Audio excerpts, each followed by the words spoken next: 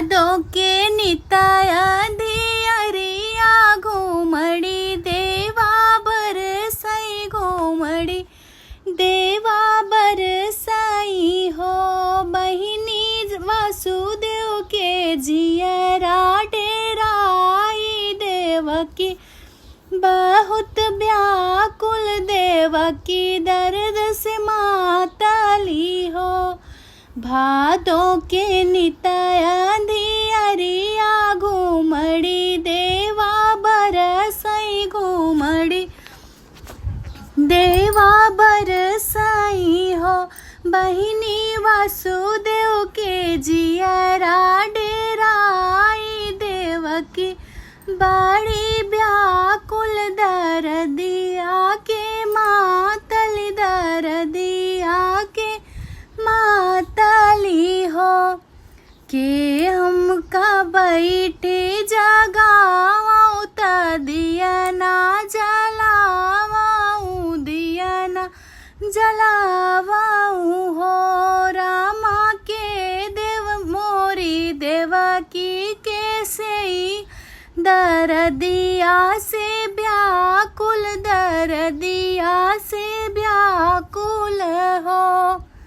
के काम जाई जगावऊ त दिया ना जलावऊ हो। रामा मोरी देवकी के आगे पीछे लगी है दर्दिया से मातली दर्दिया से व्याकुल हो। सोई गए सारे पहरेदार गो टूटी गए ताला त टूटी गए कोठरिया के ताला हो। मोरी बहिनी 12 बजे कृष्ण लिए अवतार त जेलिया अजोर भैले जेलिया अजोर भैले हो।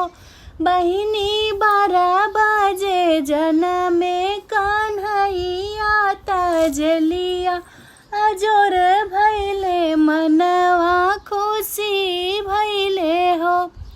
देवकी के मन हरषित भय वासुदेव खुश भय वासुदेव खुश भय हो।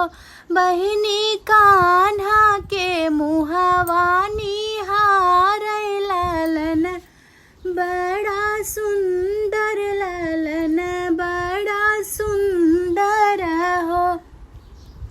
कैसे मैं लालन के बचाऊं कंस न जाने पावई कंस न जाने पावई हो। बहिनी कहवा पे देई छुपाई त जियरा डेराई त जियरा डेराई हो। ऊपरा से भैले आकाश बढ़िया त देवकी वासुदेव के तो देवकी वासुदेव के तो हो।